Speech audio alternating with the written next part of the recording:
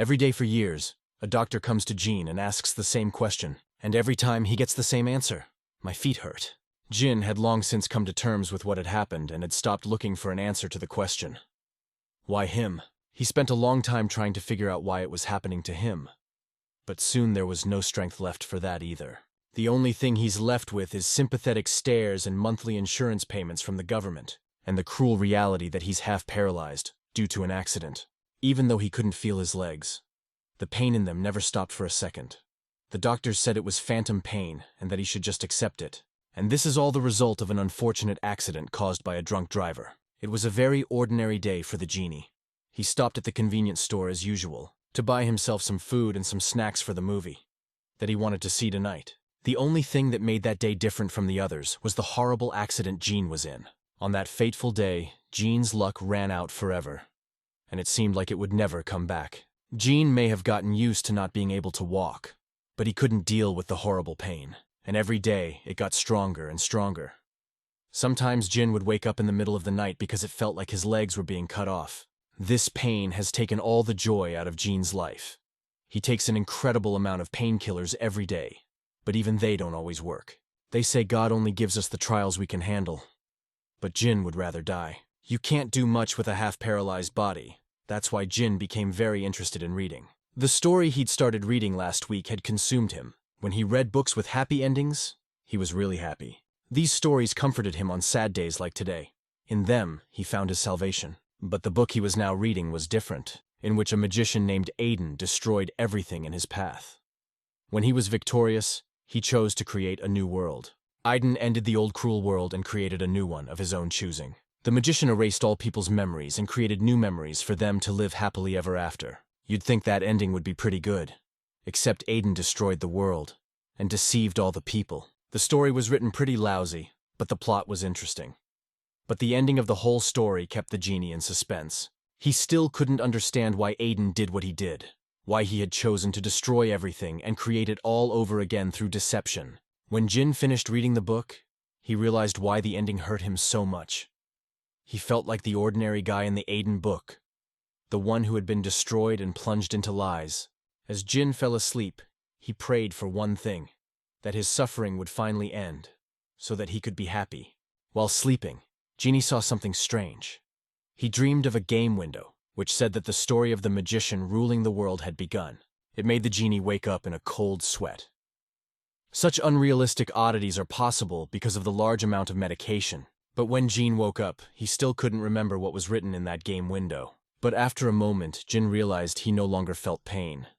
At first he thought his legs had completely shut down. Without paying much attention to it, Jin decided to look around. The room he woke up in looked more like a medieval room than a modern ward. It can't be. I must still be dreaming, Jin said, breathing heavily. Jin was so nervous his throat was dry. Then he noticed a wooden bucket of water beside the bed. Bending down to drink from it, in the reflection our hero saw a complete stranger. In surprise, the genie grabbed the bucket and shouted, "What the fuck is wrong with my face? I don't look like myself at all." But then, the frantic screams were replaced by a terrifying silence, and he realized that his legs are obeying him again. "If this is a dream, I want to stay in it forever," whispered the genie in awe. Suddenly, out of nowhere, the exact same game window as in the dream appeared. "This is the world of the mage who rules the world. You will now live as the character Mord Werners. Too many strange things have happened in the last few minutes, and it's still unclear what's what." But the name of this world was familiar to Genie. It was the name of a book Jin had read yesterday, and Mord was a minor character in the story. But more importantly, the system informed our hero that if Mord died, he would suffer the same fate. Realizing whose body he was in, Jin calmed down a bit. The more so because he was already familiar with this world. But what struck him most of all was that in this world, he could use his feet. Before, he couldn't even move the little finger of his foot. But now he can boldly stand. With the tips of his toes, he could feel the wooden floor. The feeling was so new and familiar to him at the same time. But then, another information window announcing that information was being downloaded interrupted his enjoyment. Because Mord was a minor character, his personality, in the book, was not fully revealed. But so that Jin could live freely in this world, the system loaded memories of Mord into him, starting with the local language, Prin, and ending with the character's secrets. As suddenly, the genie began to have a severe headache and felt the character's memories pass through his head. He saw Mord's unhappy and lonely childhood. Jean saw literally the entire life of this character, and even saw that life cut short. Mord Vernars is the son of the very strange family of Archduke Verners. Since he was born, hated by everyone because he was the bastard child of the Verners family. But he grew up to be an incredibly strong guy. Not even the protagonist could beat him in an even fight. But then there's the question of how he died. And it's very simple. He was caught during a ritual to gain full control of the soul, and killed by the protagonist and his associates. In other words, an incredibly strong character who was stupidly drained for the sake of the plot. How familiar is that? But then another game window appeared in front of the genie.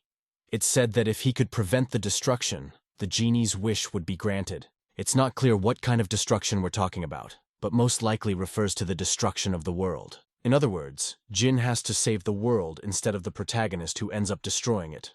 And at that moment, Jin wondered, what if all this is unreal, is just another nightmare because of the painkillers, and he's gonna wake up at any moment? But he also thought, what if it's all true, and save this world, he'd get his legs back. There's only one way to find out if it's true, and if it's true, Jin will come home a completely different person. But if it's a dream, it will be the most amazing dream of his life. So the genie was determined to do whatever it took to save the world and get his life back. Plus, he has a huge advantage. Our hero knows everything that's going to happen in this world. He also knows all about Mord's abilities. As we already know, Mord was the bastard son of a great family. He didn't know who his real mother was, and life was hard. His mother died right after giving birth, and then many people called him the demon who took his mother's life. This stigma stayed with him all his life. Every time he tried to talk to someone, he heard back, "Away!" A demon who killed his mother. It made him grow up to be a very withdrawn boy, a weakling, unable to withstand the attacks of others. But it wasn't because he was weak. He just didn't know how to be angry.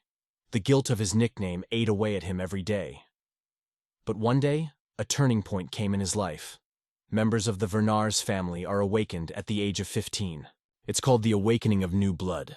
This process is accompanied by pain comparable to being burned alive. But if you endure that pain and accept it, it will give you incredible strength. However, if you're not part of the Archduke family, chances are you'll survive the new blood awakening. Less than 3%. And to say in what agony those who do not pass the awakening die is meaningless. But Mord was one of thousands of illegitimate children who survived the awakening and gained power. But he didn't just survive the awakening, he gained new strength. He became the strongest, even among the Archduke's main children. A few months before his 15th birthday, Mord discovered a letter from his mother saying that if he survived the awakening, he must find his father. Fearful of his new power, Mord decided to heed his mother's last words and set off. He agreed to take a test to get a confession from his father, whom he'd never even seen before. According to the memory he received, Jin found himself in the period when the Mord only arrived at the Archduke's estate, even though Mord was a minor character. But his father is one of the main characters. That's why Jin knows a lot about their family. The Archduke already has enough direct heirs, so the chances of Mord getting recognition from his father are very slim. But having lived his whole life without his parents, Mord was eager to be recognized by his father. And his father took advantage of this desire to make his son his hunting dog. With the awakening of the power of the new blood, the Mord became so strong that even the main characters couldn't resist him. But the genie didn't know how strong he was. However, he was eager to find out. Suddenly a man bursts into the room and shouts at the top of his voice, "Hey, you forgot what day it is? Why are you hanging around here?" Based on the muzzle memories, Jin realized that the man was an instructor named Todd. By human standards, Todd was an incredibly healthy man.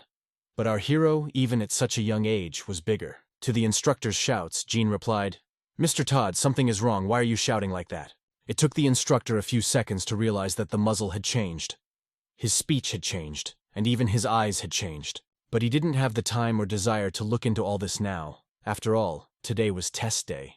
The children of the main branch of the family had one great advantage. They were trained to fight from the time they were in diapers. But Jin also had an advantage, namely his gigantic size and physical strength. Well, Jin didn't expect to have to fight on his first day. But on the other hand, it's not a fight to the death. So it's a great chance to test your new abilities. When all of a sudden, Instructor Todd said, Mord, please don't forget what I asked you to do." Even though Jin had all the memories of the Muzzies. But no matter how hard he tried, he could remember what the instructor asked him to do. So, during their short journey, Jin decided to ask what the instructor meant when he asked them not to forget about his request.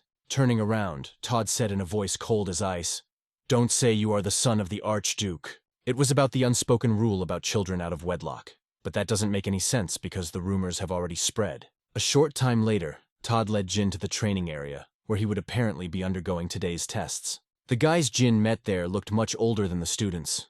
They were probably already warriors. Suddenly the instructor said, "Mord, I take it you've heard that Vernons doesn't fight like his father. It's all about the fact that true Vernors only use weapons if their opponent isn't trained. We don't rely on guns so much after extensive training, and start using all the abilities in their body to the max. The Archduke family is the best place in the entire empire for fighters from all over the continent. They've achieved this level solely through hand-to-hand combat. That's why they don't need weapons. The very thought of fighting without weapons sounds foolish.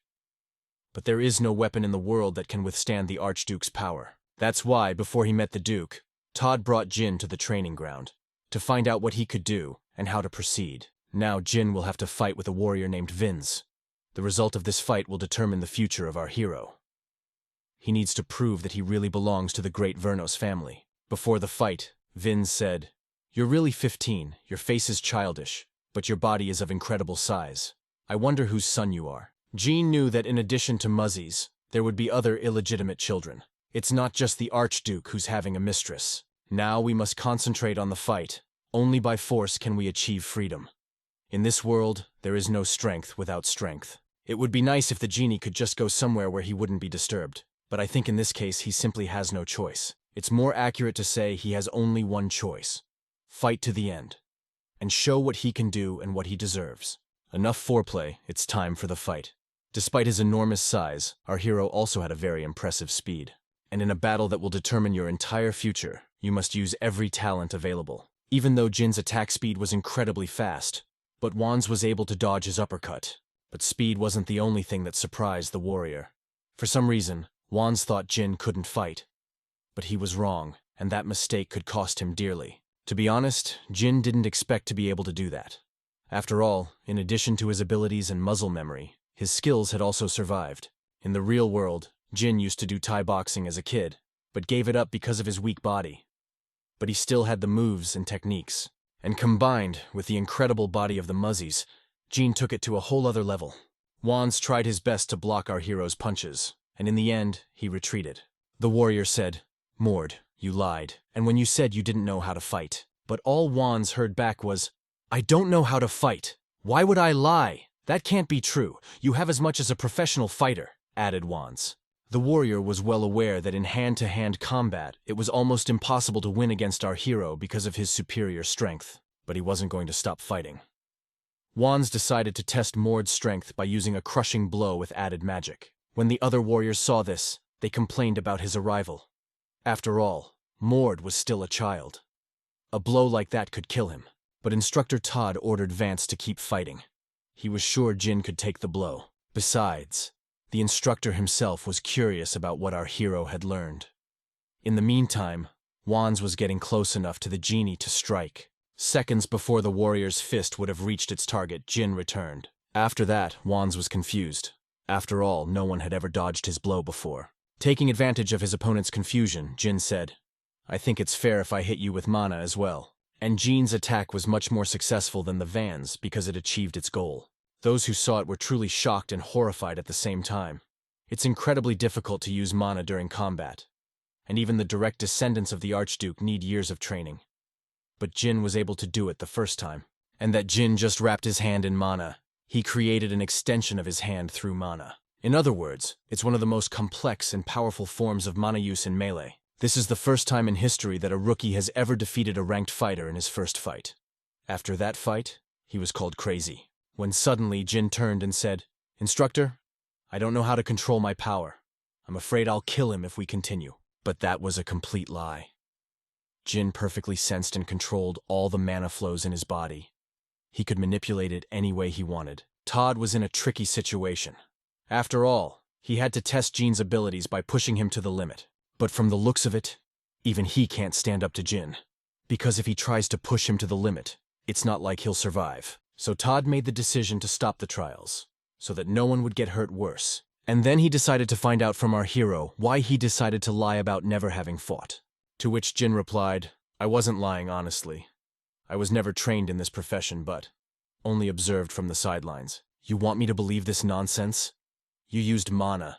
How can a person untrained in a special technique use it? Asked the Todd instructor angrily. Is that mana? I was able to use it after a severe illness, but I know next to nothing about it, added our hero. On Todd's instructor, you can't cheat that easily. And then Gina told him oats and the awakening of new blood, when in fact, Mord could have used mana even before he woke up. So talented he was. The blood of the gods flowed in his veins. The blood of the god of dueling, Werners, and the goddess of heaven, Arita. Uniting, the gods make a muzzle supernatural being that only remotely resembles a human. In other words, he has special genes. A man who didn't really train until he was 15. In just 7 years, will be stronger than Archduke Werners, the strongest descendant of the god of combat. And because of his power, he will meet a terrible end. That's his path if Jin doesn't change it. Jin only told part of the truth to the instructor, to which the instructor replied, "If that's the case, you're a real monster. You know, considering you beat the wine, I believe you now. But do you even know who he is?" Todd added excitedly. Vince has been training since early childhood and has passed a rigorous selection process. He is one of the few warriors personally chosen by Archduke Werners. It was for this reason that the instructor decided to stop the fight.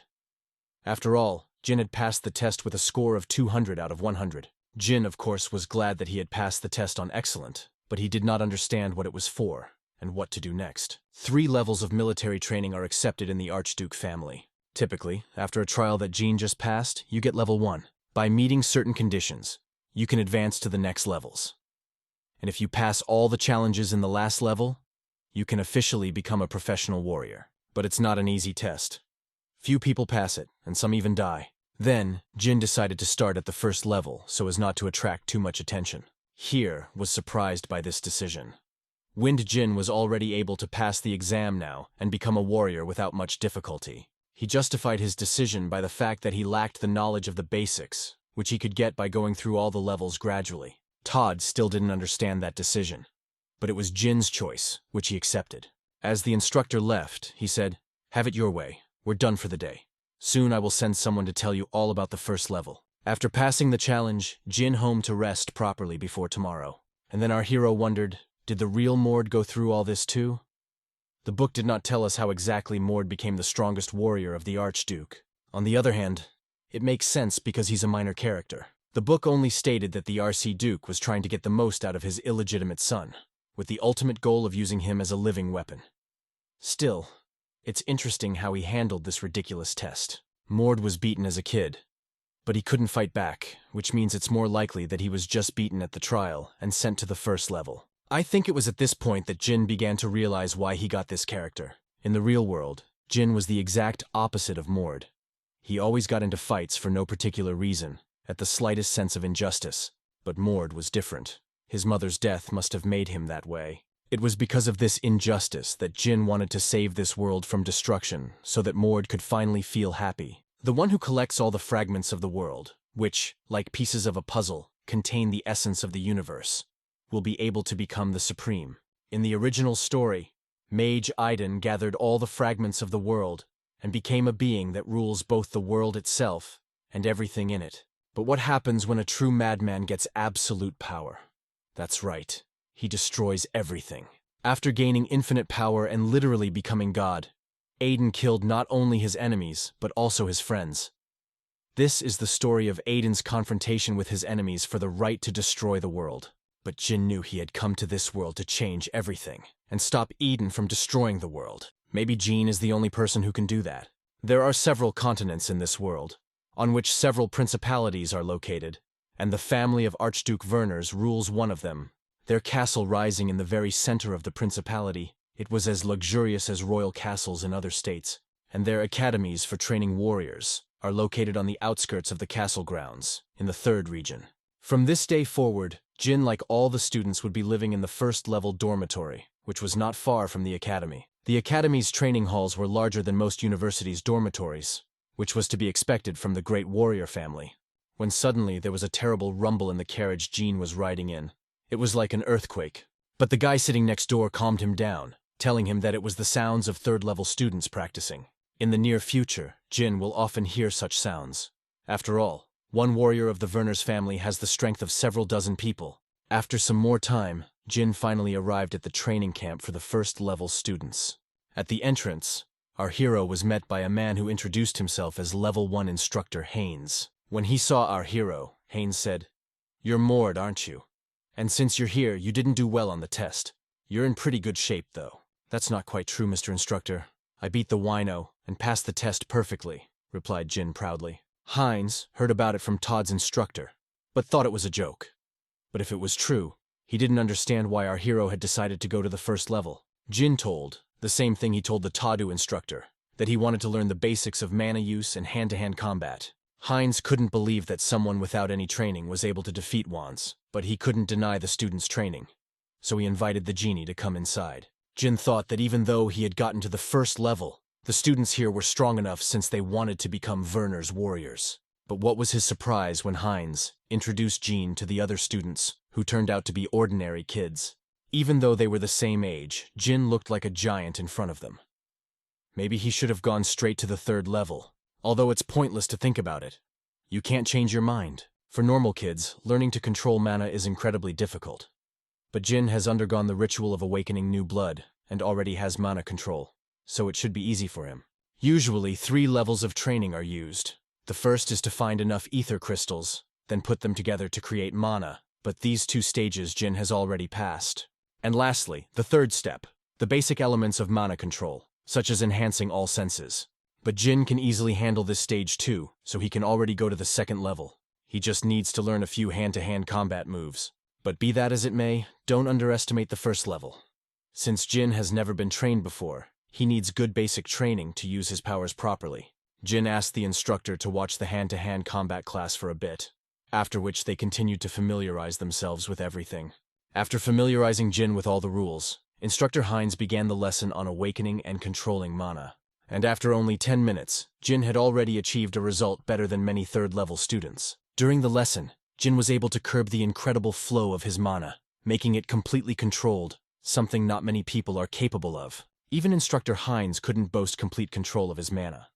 Therefore, starting tomorrow, Jin would move up to the second level. Physical effort lessons at level 2 can be categorized into 2 types. The first is to strengthen the body. This will help reduce the damage you take, which will allow you to live longer during a fight. The second is to increase physical ability to overcome the limitations that arise from muscle training. In other words, it enhances attacks. Physical effort is not an easy skill. Many students stall on it, but Jin learned it in less than half an hour. Maybe Jin doesn't need to go to the academy for everything. He's strong enough without the basics he wants to learn here. Similar to the first level, the instructor of the second level sent Jin straight to the third level, without passing the exams. Up to level 3, it's easy enough. But at the third level, there will be family members like our hero, so finishing level 3 won't be so easy. Jin understood this very well. That was why he was eager to meet the people who had gone through the new blood awakening just like him. Rumors of our hero quickly spread among the third-level students, because it's not every day that someone passes 2 levels in 2 days. Everyone thought it was very interesting, except a guy named Fine. He thought it was Jin's way of getting the Archduke's attention. At the third level, Fine was something of a star, so the appearance of a new major celebrity didn't suit him. As soon as Jin arrived at the third-level base, Fine immediately came over to meet him. Fine introduced himself as a second-class captain. It took Jin a few seconds to realize that Fine was, like him, the Archduke's illegitimate child. And then Jin said, "Nice to meet you. My name is Mord. I'm just about to be in 2nd grade. I don't know for how long, though." Such arrogance made Fine so angry that he couldn't stand it and shouted, "Do you think we're joking around here? You don't get it wrong. If I thought that, I wouldn't have come here at all." The genie replied coldly. But before he left, Jin said something else. "Also, I hope you didn't think I'd freak out seeing this ridiculous skill." Naturally, Jin's attitude pissed Fine off even more. And now this guy wants to kill our hero. Watching everything that was going on, the other students were sure that Fine would kill Jin if the instructor didn't come now. Fine. For a long time, he talked about how tough and strong and invincible he was, after which, he suddenly decided to attack Jin.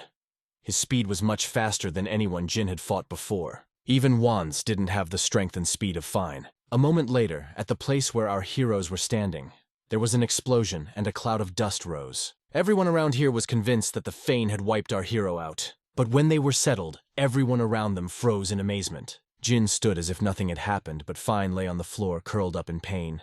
Watching the guy spit out the blood, Jin said, "Is that it? I wanted to see how strong you were, but you turned out to be a common weakling." Fine, however, thought our hero was just lucky. But it's not that Jin is lucky, it's just that Fine was weak to him. And to prove otherwise, the red-haired guy decided to try to kill Jin again. And this time, the attempt failed for him. Only this time, Jin held back and counterattacked him with all his might. Honesty of confession, Jin was greatly distressed by this. After all, he thought that he could find an equal at the 3rd level, but even here, there was no one who could oppose him. Was such power available due to the basics of using mana that he had been taught at previous levels? If not, then the real Mord instinctively learned this fighting technique. It turns out Mord is weaker now than in the original story. After a minute, Fine finally regained consciousness, and even so, he still wanted to keep fighting. But then Jin said, "I don't see the point. You were unconscious for almost a minute." "No way, you just threw a punch when I let my guard down. That doesn't mean anything, you're still scum." Fine justified himself angrily. Jin had already humiliated Fine enough. But he didn't stop there and said, "How are you going to become a professional warrior if you allow yourself to let your guard down during battle? Shame on you." Because of our hero's words, Fine became completely unhinged. His mana began to burst out of his body uncontrollably. It was as if he had awakened a new power. Some of the students ran to find an instructor to restrain Fane, who was in a raging torrent. Everyone around him begged Jin to get out of there before it was too late. But our hero wasn't about to back down. He wondered what Fine was capable of in this state. It must be that this phase of new blood is not yet under his control because he cannot control such a large and strong flow of mana. But then, the instructor came to the training ground. Seeing the state Fine was in, he demanded to be told what was going on here. This gray-haired man was a level 3 instructor named Dasley. When he learned that Jin and Fine were having a falling out, and then started fighting, Instructor Dasley decided not to separate them. He wanted to watch our hero, because not everyone can stand against Fine, especially a newcomer who just a couple days ago did not even know about his strength. Besides, Fine's strength is equal to that of a common warrior, and Dasley couldn't test what he was capable of, so this fight could prove beneficial to both of them. After a while, Fine was still able to harness his new power. The mana enveloping his body took the form of red lightning bolts. It made a corresponding sound. His strength, speed, and all his stats increased several times.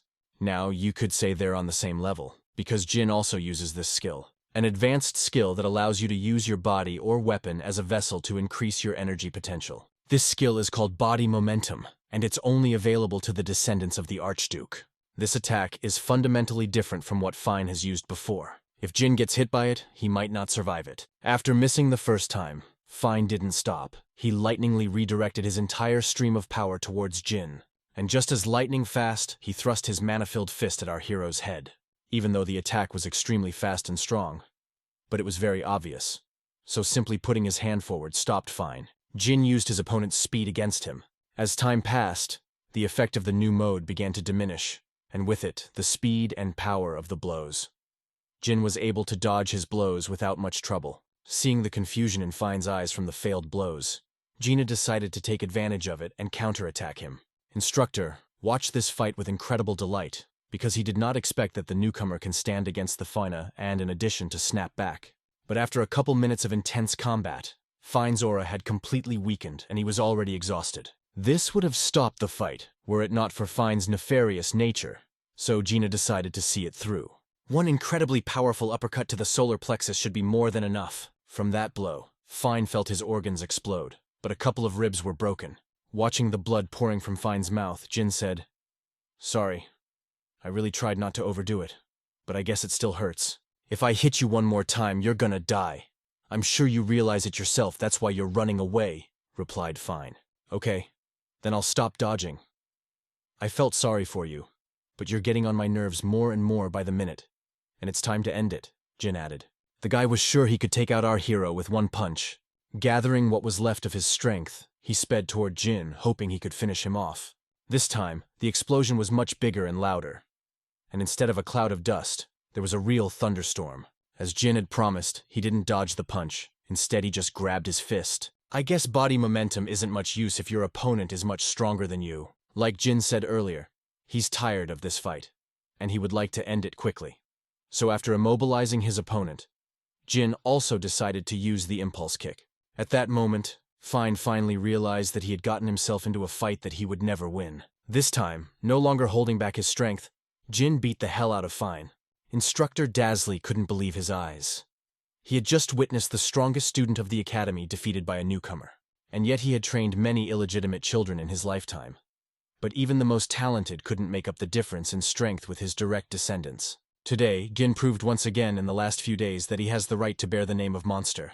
Dasley is well aware that if he does nothing, the Empire could be disrupted. As outstanding as Jin is, he's still just an ordinary illegitimate son of an archduke. After last night's fight, Feina was badly injured and had to stay in the infirmary. Due to his injuries, the guy went into a coma. Because of this incident, the genie was given a 4-day correctional sentence. So, as not to waste time, our hero studied all possible theoretical knowledge about different martial arts. After learning some techniques in theory, Jin decided to try to master them in practice, but also reinforce them with mana. But at that moment, Todd Instructor appears out of nowhere in the correctional cell and says, "I hear you caused a lot of trouble on level 3. Why couldn't you just pass the exam and become a warrior like I suggested? It doesn't matter now, though. The Archduke wants to see you," whispered the instructor Todd. Rumors about the young talent could not help but reach the Duke, but he is not used to believe rumors, so he decided to make sure of everything personally. When Todd and Jean were alone together, the instructor asked if our hero was satisfied that he had gotten the Duke's attention. "If I wanted to get his attention, I'd just be a good warrior," Jin replied shyly. Anyway, the Duke got word of what happened yesterday, and now he wants to meet the genie in person. It turns out that defeating a descendant of the Werners family stands in his sights. It's too hard to predict the outcome of the meeting. After all, no matter how you spin it, yesterday Jin had badly crippled the best student on whom the Archduke himself relied. Upon entering the fortress, Jin found himself in a training area where someone was fighting. After a closer look, Jin realized that it was the Duke himself who was training. The aura he gave off was truly terrifying. Not even a dozen of his best fighters can penetrate the Duke's Diamante shield. But it's not just defense techniques that the Duke is famous for. He gained his power and title through his incredible strength, because he's the only man alive who can use the absorption technique. This technique absorbs the opponent's magical and physical power, then creates a directional shockwave. But the Duke, at this moment, is trying to improve this technique by enhancing it with his own mana, a technique he called the reflection of the god of combat. Even though he's not finished with me yet, the destructive effect is staggering, the effects of reflecting gods dueling gods, like a few real live missiles. It's scary to imagine what the result will be when the Duke finishes this technique. Having finished his training, the Duke turned to our heroes and said, "I apologize for keeping you waiting." As befits loyal servants, our heroes bowed the knee and the Todd replied, "Greetings, great Archduke." The Duke wanted to meet in person to avoid all the ridiculous formalities. Despite his high title, he was a very simple man. Holy shit, he's huge. He clearly wasn't trying to intimidate our hero, but he still looks threatening. Taking our hero by the chin, he asked, "Mord, what was your mother's name?" "Reina, your lordship," Jin answered in a trembling voice. "Of course, Reina. I should have realized. You look more like her than me." "Did you pass the awakening this year?" said the Duke in an incredibly menacing but calm voice. The Duke didn't call Jin to have a nice chat. He's heard rumors about last night, so he wants to see for himself what Jin can do. But the Duke couldn't fight a 15-year-old illegitimate child, so he assigned this task to his best soldier named Kessner. Kessner wasn't too keen on the idea, but when he heard that Jin had beaten Fine yesterday, he gladly agreed to try it out. Kessner was one of 10 personal fighters who trained with the Duke.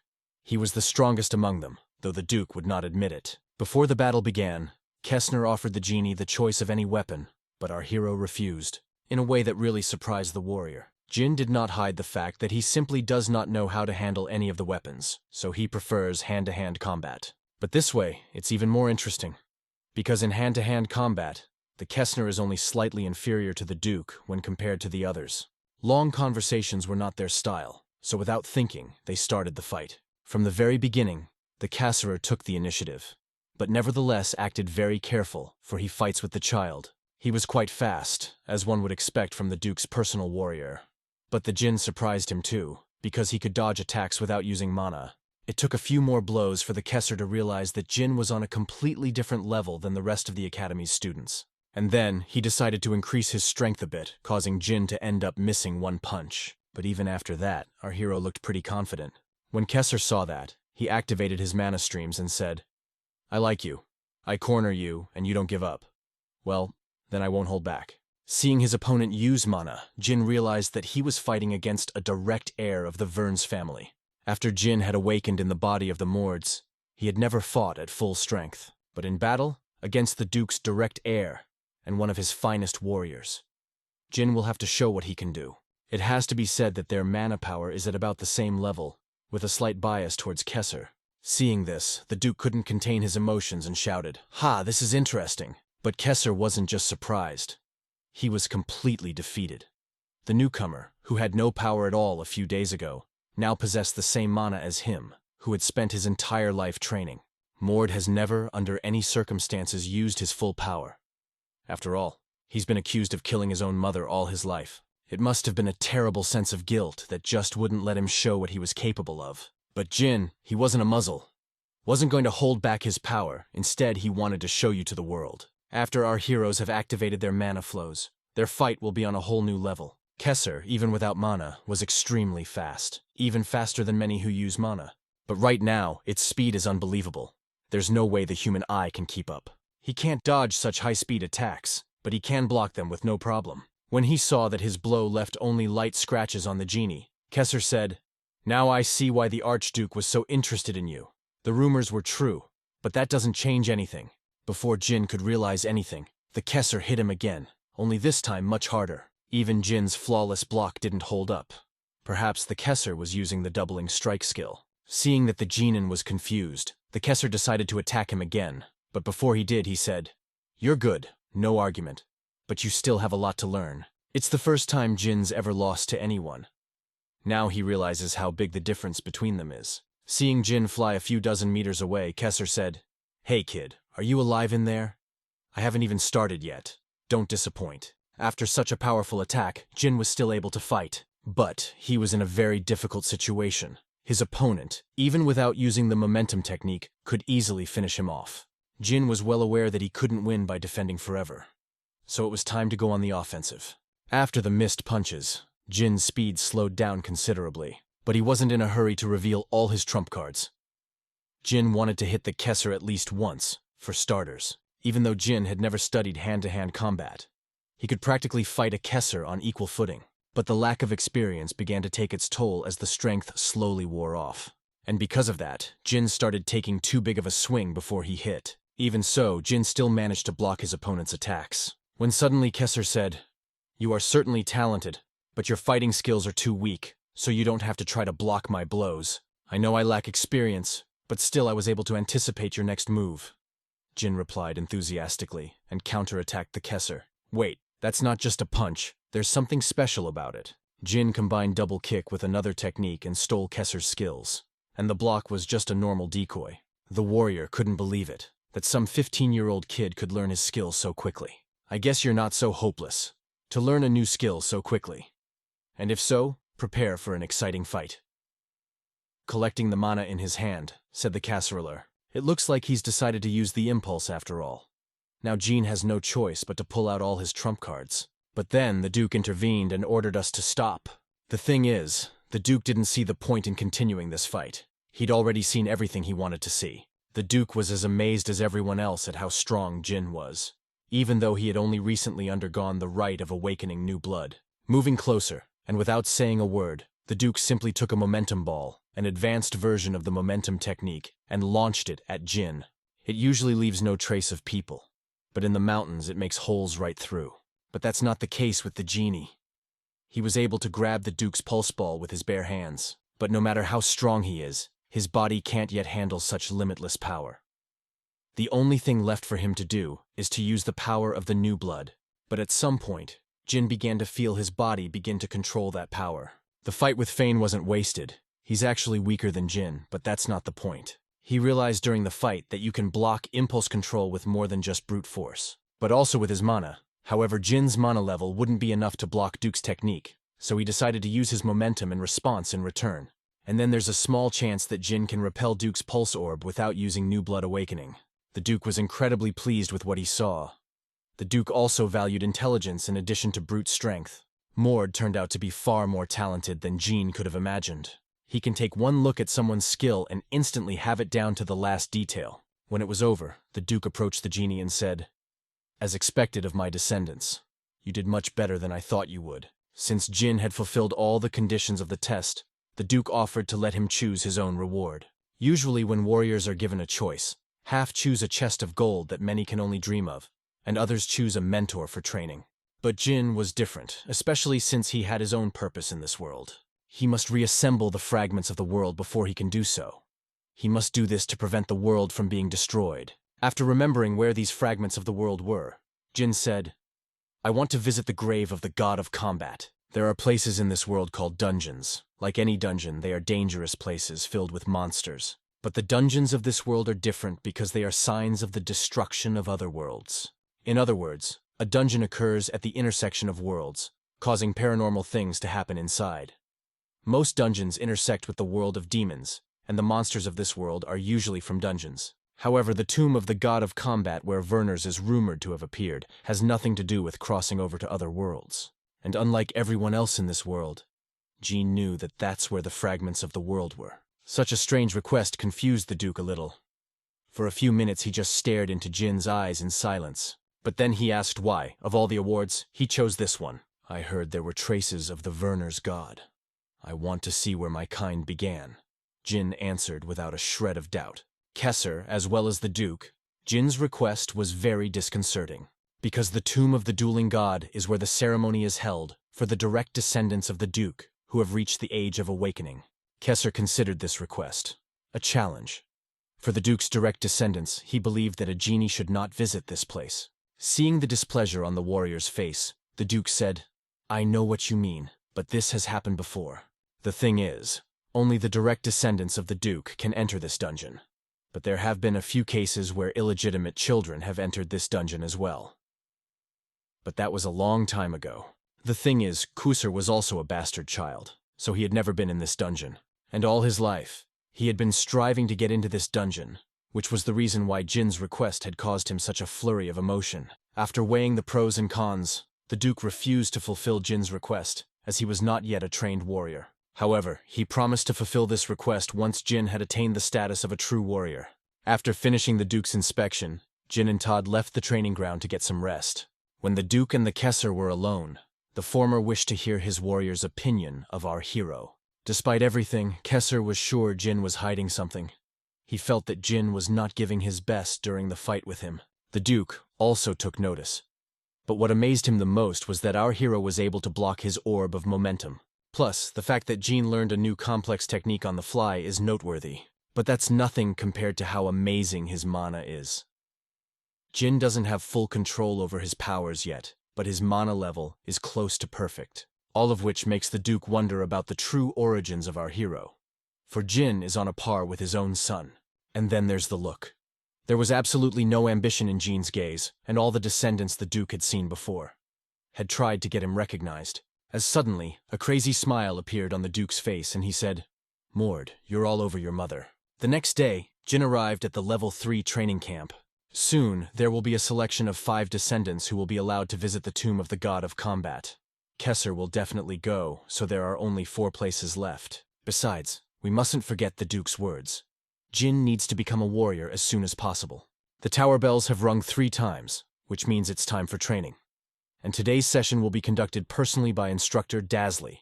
Since Jin was new and had missed a lot of classes, Instructor Dasley wanted him to study with the other students after the main classes.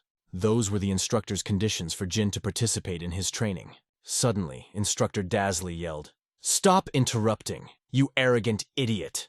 Didn't your mother teach you how to deal with scary people?" But Jin was very reserved and polite.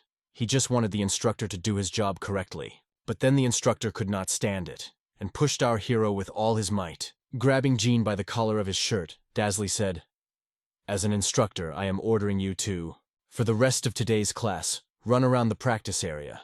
Make sure you listen to me and keep up the pace, okay?" added the instructor. "And if Jin fails to answer even one question at the end of the class, he will be severely punished." But then Jin's patience broke, anger overwhelming him to the point where he began to lose control, and his mana began to release. But even that didn't stop Dasley. He punched the genie in the face with his fist and said, "How dare you do such a thing in front of the instructor, you idiot!" The problem was that Jin could not respond to this bullying, because at the academy, the instructor's word is law, and for the slightest joint, Dazzly can kick Jin out of the academy without even explaining the reason. In other words, Jin has no option but to endure this bullying if he wants to become a warrior. And then Dazzly came up to the genie and shouted at the top of his voice, "You're a scumbag. I told you clearly that you have to run during class, so why are you standing there like a stone?" Hiding his pride away in the name of purpose, Jin ran. After that, Dazzly held a grudge against our hero like a little girl. He began to punish Jin for any trifle.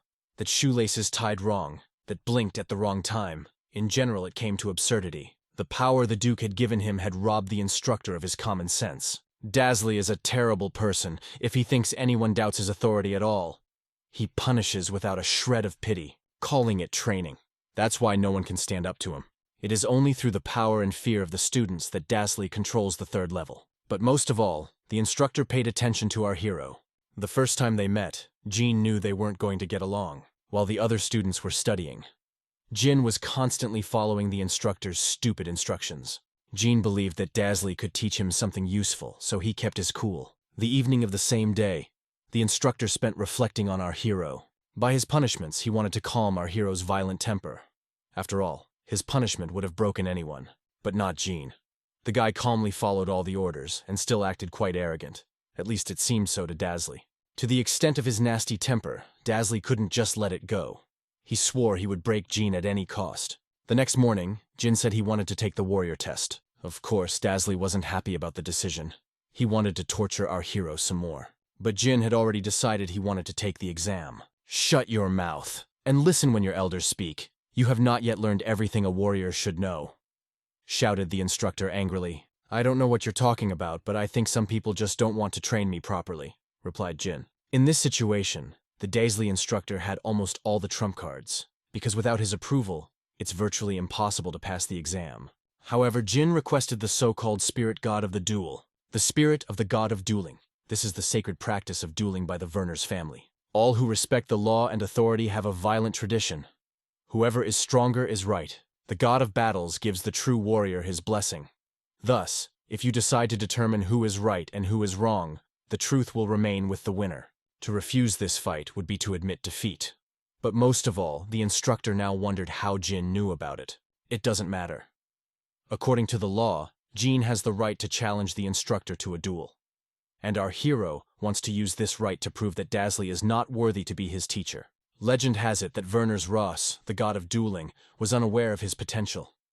When he was a child, he was bullied by a man intoxicated with power who thought he was his teacher. So Werner's passed that right on to his descendants. The dueling god believed that people who dictated rules but could not justify their own superiority deserved to die. Therefore, the law allows students to challenge the instructor to a duel. When suddenly, the instructor grabbed Jin by the shirt and said, "You need to grow up about 10 more years before you start talking about this sacred ritual." "Don't be confused, Dazzly. You have no right to give up the spirit of the fight," Jin replied in a distraught voice. By knocking out the instructor's hand, Jin showed his seriousness by disrespecting him. "You can decide for yourself if you want to accept the challenge. If you're going to refuse, know that I don't consider these guys witnesses. I'll go around the world and tell people the truth," Jin added. Despite the desperate situation, Instructor Dazzly still believed he could have some effect on Jin. However, it was already too late. Jin officially requested God's permission for the duel. Our hero has long endured bullying and belittling, but everything comes to an end sooner or later. Feeling the streams of mana, the instructor felt a different power from the one he had felt during the battle with Fane. He didn't know that over the past couple of days, Jin had changed. The instructor finally realized that he had no choice but to fight, especially since he was confident in his abilities. Since Jin was only a child, the instructor finally accepted Jin's challenge. Their duel would take place at this location in exactly 1 hour. When all of a sudden Jin said, "Dazzly, if you want to run away, I won't stop you. Enjoy the last hour you can walk." Despite his confidence, the instructor felt shivers all over his body, and cold sweat began to appear on his face. In simple words, he was afraid. News of the upcoming duel spread quickly. After all, it wasn't every day that a disciple requested the spirit ritual of the god of battles. After the fight with our hero, Kesser realized he was different, but we didn't think it would go this far. Kessler didn't like Instructor Dasley either, so he wanted to see them duel in person. It was going to be a fascinating spectacle. Exactly an hour later, a whole crowd of people gathered on the training ground, the third level. God, what an embarrassment. Dasley came to the fight with a child in combat gear and a sword. It seems that he doesn't know anything else but how to humiliate his students. When the instructor saw our hero, he said, "You're gonna regret this. But considering you're a child, I'll keep you alive." How funny. I can see your lips moving. But all I hear is a dog barking, Jean replied mockingly. Well, considering the way Dasley treated the genie earlier, he deserved to hear those words. Suddenly a voice came from the front gate. "I'm not late, am I? You've got a couple minutes." A moment later, Sir Kessler stepped into the light, and the practice fields were filled with the whispering of students. Seeing him, Jin ordered, "Oh, Kessler, is it you? What are our fortunes?" Dasley couldn't believe they knew each other. But on the other hand, he thought he finally understood why our hero was so arrogant. Walking a little closer to Gino, Kessler said, "I heard something interesting was going on here, so I came." Two between student and instructor. What were you thinking? And then Gina told the warrior everything that had happened, all the bullying and belittling. Nothing to do with school. Covering his smile with his fist, the Kessler said, "I see. Despite being long retired, Dasley is still known in the warrior circle as a very serious opponent, so don't underestimate him." Both Jean and Dasley were completely confident of their victory. But as a witness to the fight, Dasley's instructor called in another instructor, so we'll have to wait a while. But then the Kessler intervened in the conversation and offered himself as a witness, so as not to delay the duel. Dasley was stunned at the suggestion. And then he said, "Mr. Kessler, you're a pretty busy guy." "A guy?" he asked angrily. The warrior was convinced of Jin's words himself. The instructor looked down on all his students, even those he had taught long ago. Not wanting to add to his already bad situation, the instructor simply apologized. In the end, Kessler's candidacy was approved as a witness to the duel. "The bells have rung 3 times. It means it's time. The duel begins." Dasley watched the duel between the genie and Fine very closely. He noticed that our hero was able to stop the impulse thanks to his physical strength. He realized that such primitive attacks wouldn't work, so he decided to use sword momentum. This technique was invented and mastered over a decade ago by Instructor Dasley himself, but all his guesses were misguided. He'd never seen Jin's true power, and this time, Jin decided to open the curtain just a little bit. To begin with, he activated the body pulse technique. When the instructor saw this, he froze with astonishment. He could not imagine that an ordinary student could have mastered such a complex technique. Well, they've been at it long enough. It's time to put their words to the test. First, Jin decided to launch his attack. No matter how badly he felt about the instructor, he shouldn't forget his vast experience. And it's quite interesting. Dasley blocking Jin's body pulse with his sword. Maybe he has some chance of winning after all. I may have jumped the gun. Unlike ball momentum, body momentum can be used several times in a row. Through the defense, Jin didn't stop. He wanted revenge on his instructor for everything. Feeling the crazy mana pressure, the instructor said, "I admit, you deserve the title of war. You still won't defeat me." After dodging Jin's earlier attack, Dasley went on the offensive. He was well aware that he was losing to Jin in physical strength, so he chose Shield Impulse for his first attack. Unlike the Sword Pulse, this technique grabs a larger area, pushing the opponent with more force. As far as martial arts techniques go, Dasley outclasses Jin many times over. His attacks are varied and unpredictable, which is not the case with the genie. Our hero mostly relies on brute strength and talent. Wow, that's the first time anyone's ever gotten that close to a genie, and it's totally irrelevant that it's using a weapon. Only a fool would go into battle without any advantage. As vile a man as Dasley was, there was no denying his experience. Sensing his superiority, Dasley continued his frenzied series of attacks. Pointing his sword at Jin, Dasley shouted, "I'm not the kind of man some waif can look down on." Well, the old man can surprise you. He was able to take our hero to the ground, even though he's several times his physical strength. Unlike Tesla's instructor, Jean was comfortable accepting his shortcomings. He felt perfectly well that he lacked experience, that the Kessler noticed it too, watching the fight. We all know what happens to Dasley if Jin wins, but what happens to Jin if Dasley wins? Well, if the genie loses, he'll be banished. Kessler thought that Jin had gotten himself into a mess he couldn't get out of, but he realized that Jin wouldn't take such a risk, which meant he had more trump cards. Getting to his feet, Jin said, "Though you're a piece of... Your skills aren't bad, but understand, I'm not fighting for me, I'm fighting for you. You're doing everything you can to be remembered as a lame instructor, Jin added. And you're funny. It's time to teach you a lesson, replied the dazzly instructor. Apparently this old man only understands brute force. Luckily, brute force is more than plentiful. Jin realized that if he held back, he couldn't win. And that means it's time, the awakening of new blood. No matter how super experienced Dazzly is, he is unlikely to be able to stand up to the power of the new blood.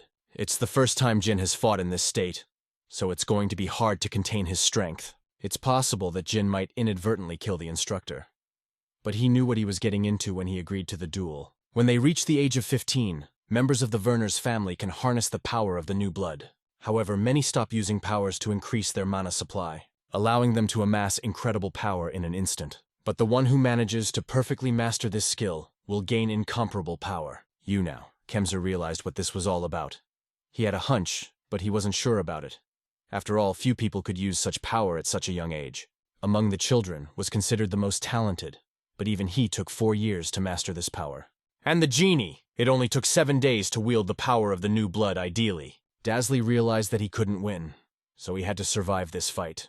Those silver eyes and hair means that their bearer has mastered the awakening of new blood in the ideal. After awakening a new power, Jin suggested that Instructor Dazzle surrender, and then he would let him live. But the instructor was too proud to just give up. Although he was well aware that he was unlikely to win. Even though Jin has gotten much stronger, his attacks are still just as predictable. So far, the instructor still has the dexterity to block these attacks. But nevertheless, the force of the blow was much higher than before, so that even after blocking the blow, the instructor found himself on Earth. Dazzly knew that the power of the new blood was extremely powerful. However, he didn't even realize how powerful. After this attack, Jin did not continue. He stopped, looked at his fist and said, "Did I overdo it?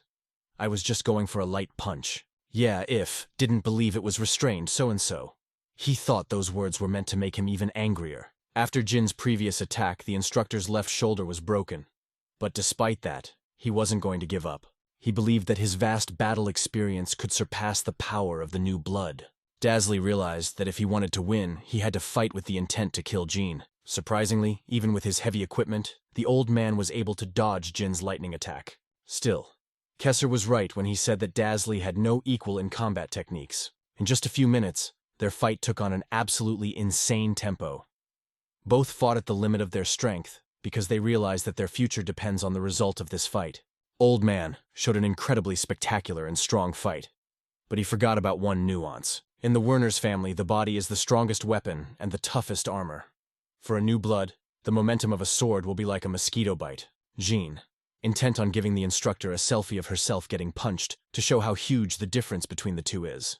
I think this is the end of Dazzly's story as an instructor. He'd spent decades honing the momentum of his sword on the battlefield, but he'd never been able to overpower the young lad. At that moment, Dazzly's eyes filled with despair. For at that very moment, all hope of victory was dashed. Panicked, the instructor struck erratically with his sword. But they didn't leave even a scratch on the genie. Grabbing his sword with his bare hand, Jin leaned over and whispered, "I'm disappointed. You brag so much, and in reality, you turned out to be a pathetic weakling. You may have forgotten, but the true descendants of the god of combat fight with their bare hands, for there is no stronger weapon than one's own body." You're sorry, but you chose this path yourself," Jin added. Interrupting Dazzly's mana flow, Jin let a huge discharge of his mana flow through his sword. The force of this attack is comparable to a dozen lightning bolts. It will be a miracle if the instructor survives. But no matter how Jin felt about the instructor, he didn't want to kill him. He was willing to pardon Dazzly if he admitted defeat. Kneeling and feeling death fast approaching, the instructor finally realized that he was originally much weaker than Jin. Like any sane person, he cared about life, so he admitted defeat and laid down his arms. After these words, the training camp literally began to shake from the shouts of the students. Everyone was simply stunned by the result of this fight. Kessler looked at Jin and couldn't believe that 8 days ago, Jin was just a normal boy. In addition to the physical data, Kessler also noticed how much of an impact Jin had on the instructor's morale. At one point, he was even scared of how strong Jin could become. But it was still a great fight. In addition to the Kessler, the mysterious hooded man was also watching the fight. This man was a girl named Erna. She was the 7th among the direct descendants of the Werner's family. It seems the genie will make many friends and enemies in the future. But we'll find out more about that later. The news of the Jin's victory over Instructor Dazzly quickly reached the Duke. So, immediately after the duel, a messenger came to the genie and brought an invitation for a private audience with the Duke. The first thing the Duke asked when he saw Jin was if he had become a warrior. Jin replied without the slightest doubt that he was already a full-fledged warrior, and now wanted the promised reward. When the Duke heard this, he smiled and said, "You have a lot of courage. Tell me honestly, did you request a duel to become a warrior?" "Not really. I just couldn't stand to see an instructor neglect his duties." I answered that. The only thing the Werner's family respects more than the law is strength. That's why whoever's strongest is right. Duke didn't quite agree with Jean's opinion of Dasley, but he thought Jean had done the right thing. It was the law. Walking up close to the genie, the Duke released some of his mana and said, "But I'm curious, why did you hide your power?" Jean pretended not to know what he was talking about, justifying himself by saying it was the first time he'd used the pulse. Of course, it was all just a lie. But even this answer was more than satisfactory to the Duke. Since Jin had obtained the status of a warrior, the Duke wanted to take him to the grave of the dueling god. However, the advisors tried to dissuade the Duke from the idea, worried that people would be displeased if a man without the official rank of warrior went to this sacred place. The thing is, Jin is kind of already a warrior, but not quite.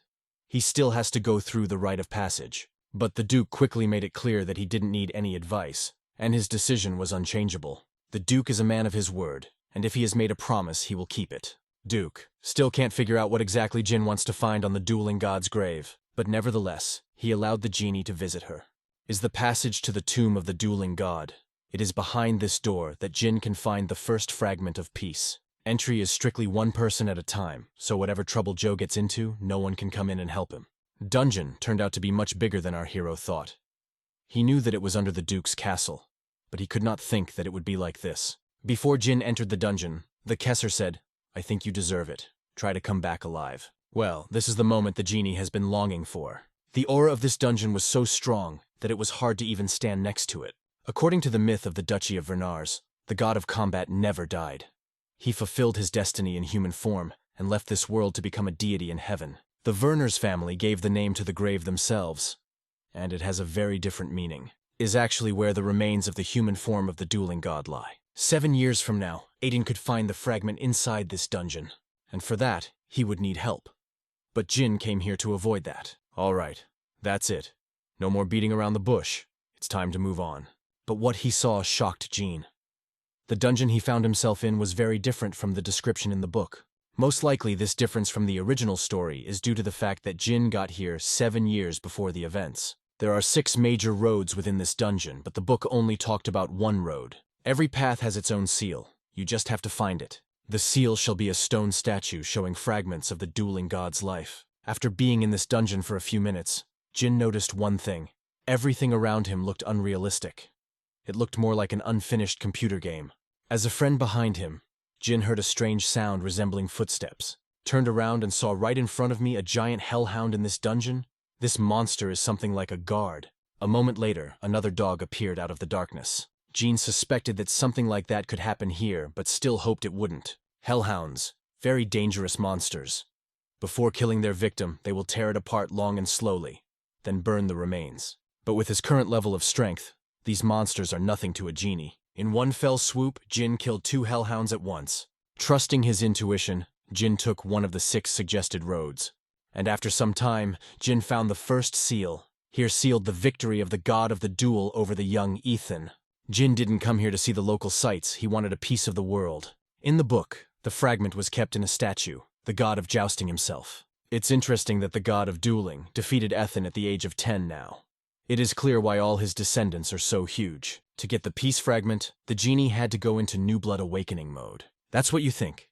How do you think you can get a fragment of the world, destroy the statue of the god of combat? Or maybe find the secret entrance? But it's more prosaic than that. You have to make a sacrifice to get a piece of the world. Fortunately, the sacrifice should only be symbolic. A few drops of blood will be more than enough. Finding a fragment of the world would be almost impossible if Jean didn't have a clue. Who would ever think of spilling blood on a statue? But the thing is, not any blood will do. Only the blood of the man who awakened the power of the new blood will do. At that moment, Jin was happier than ever, for he had taken the first step toward his goal. It's too soon. The rest of the seals must be activated. But as soon as Jin left the altar, the statue of the god of combat glared at him.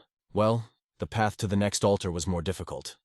There were more monsters, and they were much stronger, but not strong enough to stop Jin. But the problem was that as soon as Jin dealt with one monster, two would take its place. Well, testing the god of the fight is quite obvious. It would be too presumptuous to think that everything will go smoothly. But Jin had one simple but very effective tactic. See the enemy? Kill him. A man who runs away from hardship would never be accepted. The proof of this is the monsters that don't let you get over the wall. Hours later, the genie was able to find and activate 5 seals, the last one remaining. Pretty soon, Jin will get his hands on a long-awaited piece of the world. The farther Jin walked, the more he felt someone else's mom. Because he had awakened new blood 5 times, his mana reserves were almost depleted. Enough strength for just one more awakening. At long last, Jin finally made it to the 6th seal.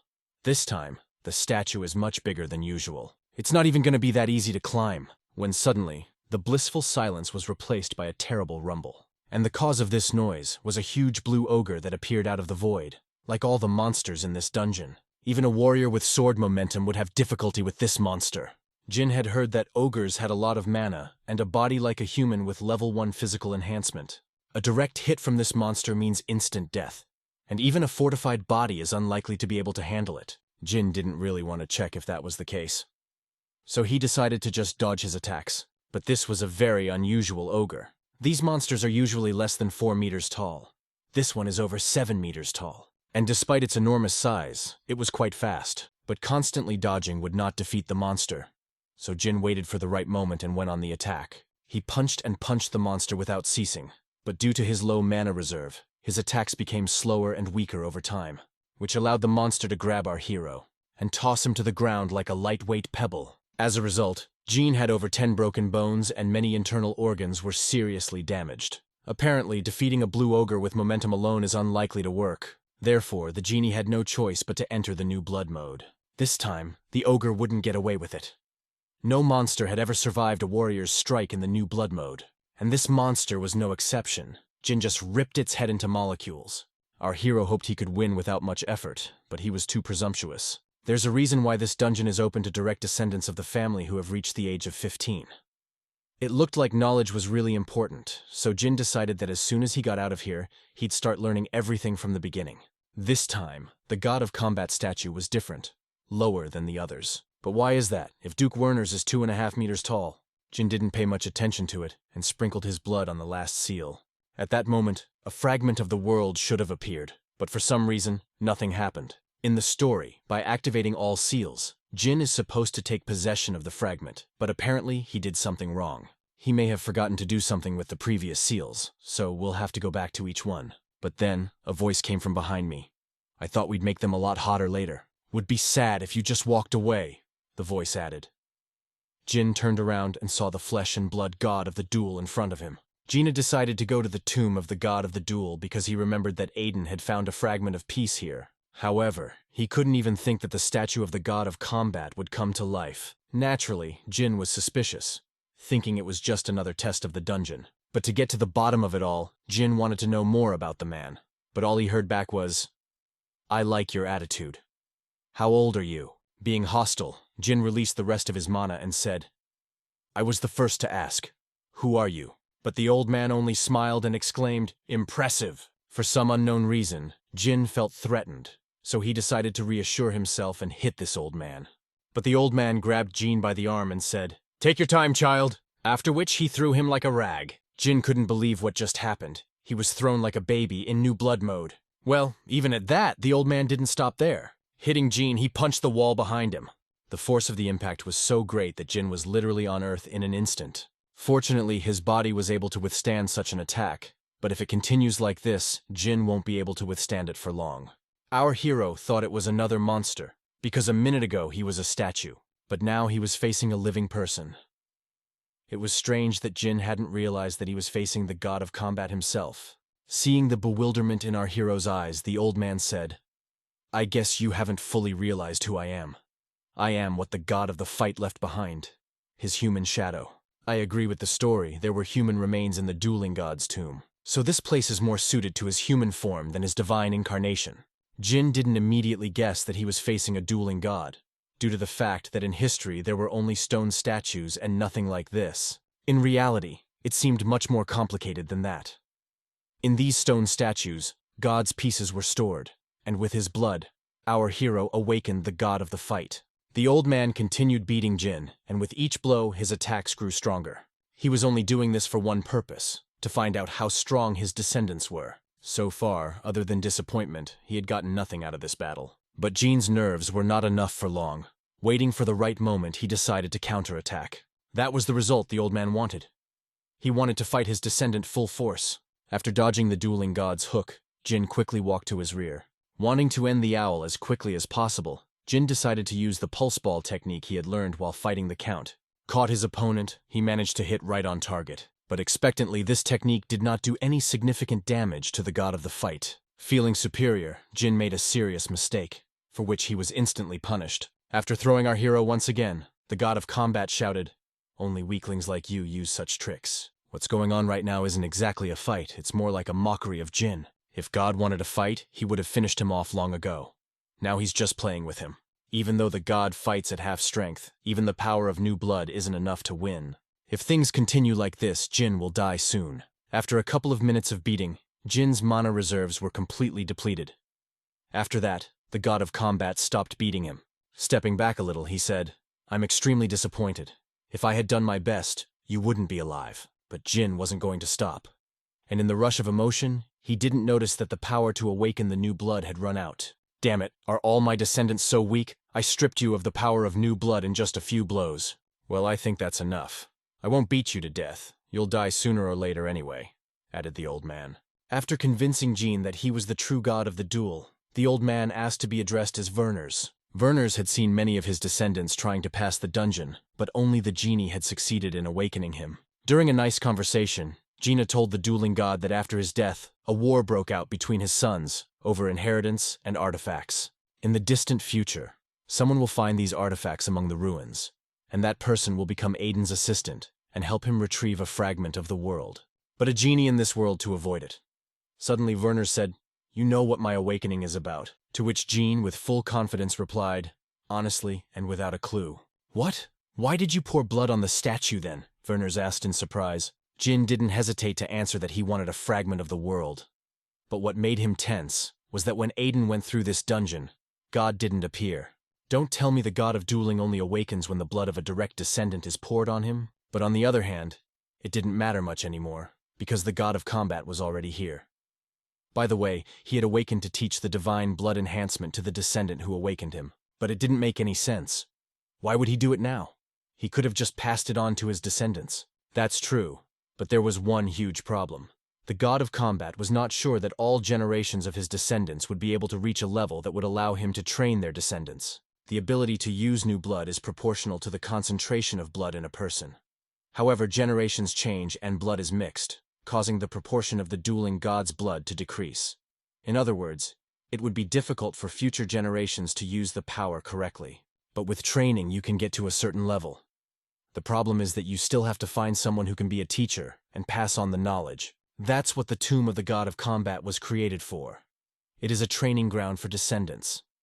And there is a special method of training. In the last 500 years, the dueling god's blood has weakened considerably. The Duke is the real villain because he broke the rules regarding the decrease in blood weakening. Things are a little nerve-wracking, but you can make the best of it. Even if we can release new blood, it won't last long.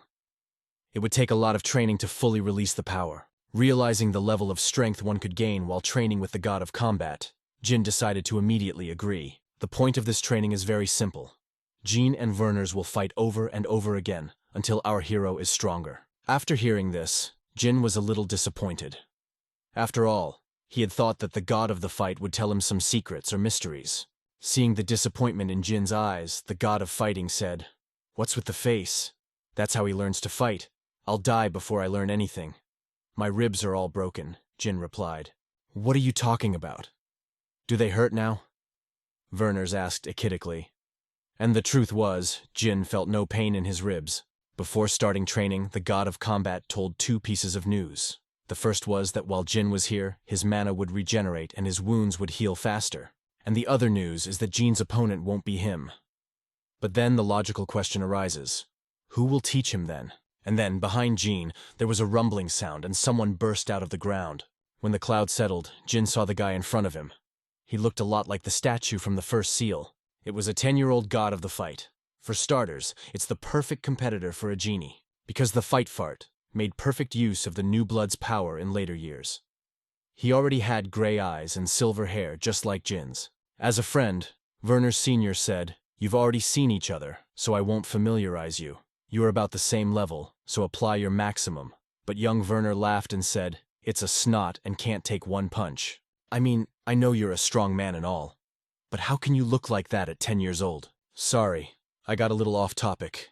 Even though there was a child in front of him, Jin was going to beat him to death, because at least he can use the power of the new blood, unlike Werner's Jr. Such confidence, our hero, made the god of the fight laugh very hard. For his part, Jin thought that this behavior was just a bluff, so he immediately decided to go on the attack. Well, you gotta admit, it wasn't a bluff. It took one blow to bring the genie closer to death. The Werners couldn't understand how it had happened, because he was after them. To which the older man replied, he obviously lacked experience in fighting, so we'll have to teach him from scratch. When Jin came to his senses, the god of combat asked him why he could use the power of the new blood but couldn't fight. To which Jin replied, "The thing is, I never learned how to do it." Afterwards, Jin told him how he got here and told him how the descendants were doing. Werners wasn't happy when he heard about it. He promised to clean up the mess if he could get out of here. But that's not what this is about. Realizing that Jin didn't have a basic understanding of fist fighting, he decided to teach him the basics. Taking our hero by the arm, Werner said, "You know you fall for the same trick?" Jin realized that, but he was more concerned with how to fix it. And so the first lesson, you should always use your opponent's flaws against himself. And the most important flaw of the 10-year-old Werner's was his arrogance. But understanding it doesn't mean using it. First of all, Jin doesn't control the tempo of his attacks, so he goes straight for the frontal. And 10-year-old Werners are quick to point that out. And they use this flaw in the Jin to their advantage. For over 100 rounds, Jin tried to change the trajectory of his punches to catch Werners off guard. And in the end, he did it. That means Jin was able to capitalize on his opponent's disadvantage. But it's not enough. Werners was able to dodge, but much more importantly, he was able to counterattack Jin. As he approached our hero, Werner's Jr. said, "Scared, you won't die, don't worry." After Jin was able to take Werners by surprise, the god of the fight was never set up again. The second lesson is that weaknesses are not found by finding them, but by creating them. As time went on, Jin began to realize which way his opponent would move and what kind of retaliatory strike he would make. Seconds before Werner's Jr. almost hit him, took to the sky, and made first offensive tackle. And he's got Werner's Jr. face down on the floor. And finally, Jin has opened the scoring. It took him 673 tries to do it, which can be considered a pretty good result. Unlike many and even God, Jin is excellent at putting theoretical knowledge into practice. Werner's Jr. appeared out of nowhere with a pulse ball in his hands and said, "You seem to be getting the hang of it a little bit, don't you? Then don't feel sorry for you." Even though Jin already knew how to fight this kind of technique, this time was different. The 10-year god dueling pulse ball was much stronger than Duke's, so Jin couldn't resist for long. But if he missed this attack, his body would be torn to pieces. Why doesn't Werner Sr. stop him? Seeing the panic in our hero's eyes, Werner's Jr. took advantage of it and threw a powerful hook. Here's lesson 2 in action. But he didn't stop there. He beat Jin beyond recognition. Almost all of his internal organs were torn and his bones broken. After a few hours, Jin was able to regain consciousness, but he was still weak. He couldn't even move a finger, not to mention using the new blood. As soon as Jin was able to get up off the floor, Werner's Jr. shouted, "Hey loser, get the first aid kit!" It occurred to this juvenile to drop a stone dragon's head right on our hero. Honestly, I don't even know how one could survive after that, considering the fact that Jin couldn't use the power of the new blood right now. However, by some miracle, Jin was able to crush the statue's head before it came down on him. Although Jin survived, his feet were still under the rubble. At that moment, the very sensations from his past life came back to Genie. Because of this, Genie had a panic attack. But that didn't stop Werner's Jr. Jin still needed some 8 seconds before he could use the power of the new blood again. And then, Jin decided to use the lesson that the god of the fight had given him and said, "By the way, I've always wondered something about the Werners family. Do the descendants have the same kind eyes as ordinary people?" Jin added. Taking Werner's Jr.'s attention away from his question, Jin threw a small pebble at him right in the eye, causing him to miss. Just enough time for Jin to gain enough strength to use the new blood. Due to Werner's poor vision in one eye, Jin managed to dodge the last attack. And taking advantage of the surprise effect, Jin sent a powerful right hook right into the young Werner's face. But what was Jin's surprise when his blow had absolutely no effect? Werner's just stood there. Suddenly he said, "Did you really think you could break my skull? Let me show you how it's done." Grabbing Jin by the neck, Werner's created a ball of momentum and directed it towards our hero's head. A moment later, Jin was on the floor, but something was clearly wrong. It wasn't like a pulse ball attack. It was a much softer punch, and it was hardly a punch at all. Determined to understand what had happened, Jin looked toward his collar and saw Werner's Sr. standing between them. The god of combat decided to save Jin from himself. As absurd as that sounds, Werner's Jr. was very angry at his older self for preventing him from teaching the new generation. To which Werner's Sr. said, "Your learning is over." After which, Jr. calmed down a bit and got out of new blood mode. It looks like Werner's is only afraid of himself. God only knows what would have happened to the genie if Werner's Sr. hadn't intervened in their fight. As suddenly, the dungeon around started to crack at the seams. Seeing this, Werner's Sr. said, "It's time to separate the dream from reality. Come here, I have something to give you. I don't know how it is, but you have the blood of another god in you. It must be the blood of the god of heaven, my father Aerith. Though I am a son of God, I wonder what would happen if I mixed the blood of two clans," Werner's added with a smile. After which, the god of the fight gave the genie a blessing in the form of the body of the god of the fight as a reward. With this skill, Jin would be able to awaken absolute power. Jin was happy about this turn of events, but he was intimidated by the fact that such a thing was not written about in the original story. Well, their training time had come to an end, bidding farewell. The dueling god wished the genie good luck. Before he left, Jin said, "Hey! I've only met weaklings, so I thought you'd be like the others. Our generation couldn't beat you even if we all fought together," Jin added. In his characteristic manner of the 10-year-old Werner's replied, "There is no point in stating the obvious. There are still a few places in the world left by the god of the fight. Now that you and I are done, try to find them as soon as possible. Hopefully you'll be stronger by then," added Werner Jr. After which Jin just woke up. Was it really all just a dream? But even if it was, it had not passed in vain. However, aside from the knowledge of the god of combat, Jin came back with something else. As planned, Jin has obtained the first fragment of the world. It is a unique tool used by the gods to create the world. Aiden used these fragments to gain incredible power, which eventually led to the destruction of all life. By touching this stone, the genie gained the power of this fragment of the world. Since Genie got this snippet previously, Aiden won't be able to become as strong as he was in the original story. If Jin were in his shoes, he'd be pissed that some minor character stole his power. But Jin did it all for one thing? Happy endings? News of our hero's return from the grave of the god of the fight quickly spread, and it's come to Lady Erna.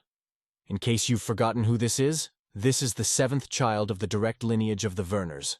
As soon as she heard the news about the genie, she immediately started making a plan to be the perfect sister.